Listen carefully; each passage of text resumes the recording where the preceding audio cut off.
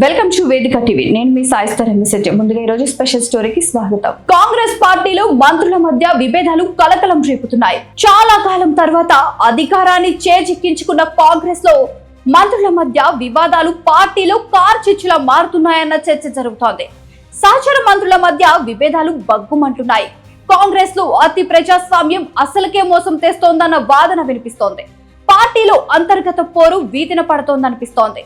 మంత్రుల మధ్య వివాదాలు పార్టీకి తలనొప్పిగా మారాయా అంటే అవుననే సమాధానం వస్తోంది ఇటీవల పరిణామాలను చూస్తే.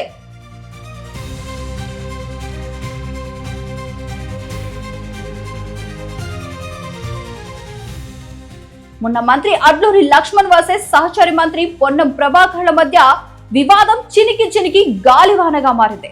బహిరంగ వేదికపైనే తనని అవగౌరవపరిచారని, కులం పేరుతో దూషించారని ఆరోపించిన అడ్లూరి లక్ష్మణ్ కి మంత్రి పొన్నం ప్రభాకర్ క్షమాపణలు చెప్పక తప్పలేదు. ఆ తర్వాత అడ్లూరి వర్సెస్ వివేక్ల మధ్య మాటల యుద్ధం తెలంగాణలో ప్రకంపనలు రేపింది.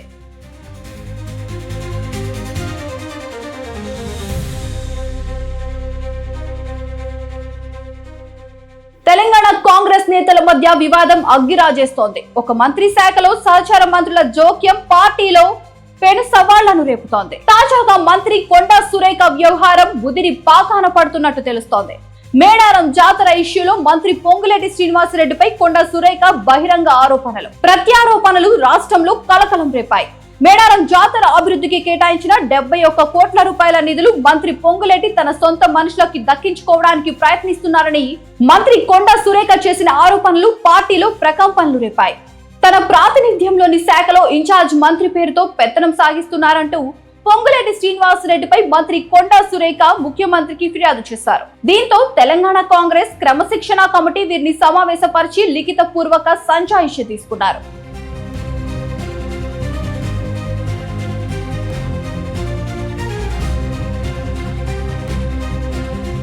మరోవైపు మంత్రి కొండా సురేఖ మాజీ ఓఎస్టీ సుమంత్ పై అవినీతి ఆరోపణలతో విధుల నుంచి తొలగించారు. అయితే మంత్రి కొండా సురేఖ మాజీ ఓఎస్టీ సుమంత్ ఓ వ్యక్తిని తుపాకీతో బెదిరించారన్న ఆరోపణలు మరో కొత్త వివాదాన్ని తెరపైకి తెచ్చాయి. ఇదే కేసులో అతన్ని అరెస్ట్ చేసేందుకు వెళ్లిన పోలీసులు ఒట్టి చేతులతో వెనుతిరిగారు. అందుకు కారణం మంత్రి సురేఖ స్వయంగా అతన్ని కాపాడి తనతో తీసుకెళ్లిన ఘటన అసలు రాష్ట్రంలో ఏం జరుగుతుందోనన్న చర్చకు తెరతీసింది.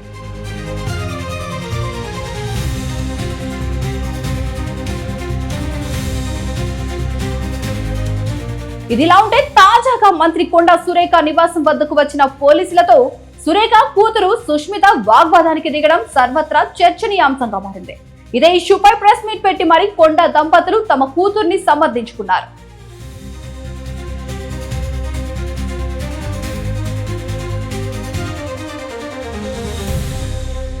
ఇదిలా ఉంటే మునుగోడు ఎమ్మెల్యేకి మంత్రి పదవి దక్కకపోవడంతో ఏకంగా ముఖ్యమంత్రి పైనే కోమటిరెడ్డి రాజగోపాల్ రెడ్డి వ్యాఖ్యలు కలకలం రేపాయి. ఈ వ్యవహారం పార్టీ పరపతిని దిగజార్చుతున్నాయన్న వాదన వినిపిస్తోంది.